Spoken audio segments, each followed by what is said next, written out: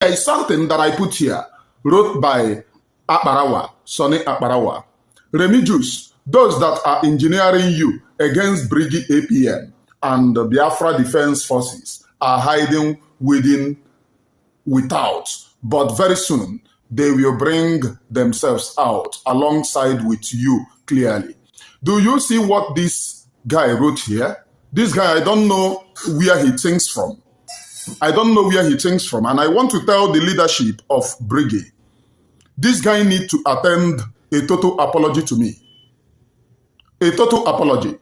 And I'm a Zako yes, so I'm not no yes member. What I said is very clear. And due to some of the Briggy leadership are on top of the matter. But since I have seen this, since they are on the matter, have they seen this particular thing that was posted by Sonny Akbarawa? I am not a media, a Briggy media. I am independent media, and I have been like this since the days of Mazi Nnamdi Kanu to today. I am independent media. This guy went and wrote this thing that those are engineering me against APM and Biafra Defense Forces. Have you seen me talk about Biafra Defense Forces? He attached me. Okuna fugie onya the problem. Only if I'm with this matter because here I tweet about consign or always open up on my name and all consign alone. Oya can you with you? You make it that you don't have right to talk. Don't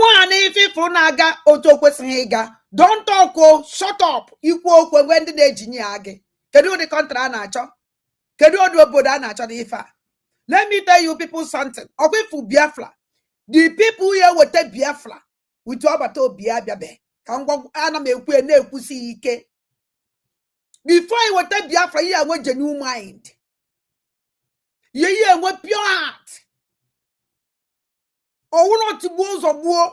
Only to walls of work can never and when you kill with Biafra. Yeah, when way bar, I might be begging. Yeah, when will be able to muddy beginner. Or when I go one ton thing to something and what volunteer this and one upon here. You watch it, he wouldn't say that tonight. Nobody can talk and nobody can speak. Who is APM? Somebody where you keep walking on me for them. Oh, is it God? The APM or Uchukwu where you keep by and I won't maybe I don't master the email or don't on I make that said on I make there. Is it a God? Or Uchukwu? And where you came when you want a jeta or you could not a jeta? On I make ya when you're a shut up and watch. But are you APM will come and social media insult everything and let us to everybody. Just because of the nobody is talking. And always again you said na kind of adon onyo ne de rubbish. Onyo ne creme rubbish. You want to advise because I am my advice ni kedini. Biafra say go uche if I check I matter and I check wala I had intelligent enough. Let me tell you people something. It's better that you don't change the attitude. You people should change this nonsense attitude. And the bare name is something to question me. Nobody can use you, especially Ndibo. Enough is enough for this nonsense. Because I told them that this is struggle on Ndibo and a struggler. I told them they will tell this morning on Ndibo, they will tell where go. I told them now that this is struggle on Ndibo. Ndibo paid big price for this struggle. Ndibo pay na kunukutu for a struggle. Faka nebu. Fana kana and the hango come do not suffer when as a struggle. So if you don't know what to talk, I shut up and go inside your house. None again, because this thing has from Ezwati I've been very angry. Very, very angry. Because of this nonsense tweeters on that tweeting. Unfair was them and Kete. An information minister. Okwesine this kind of rubbish. On the content creator, content. I don't even care. If you don't want me to talk, behave well. I wouldn't behave well, I will talk. This is me. I ka ite nwa ude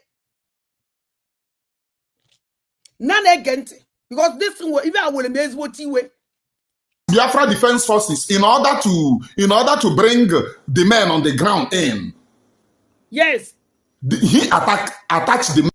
Ngwa na ọkafa sie the one that kwesịrị ikwu fire ekwu.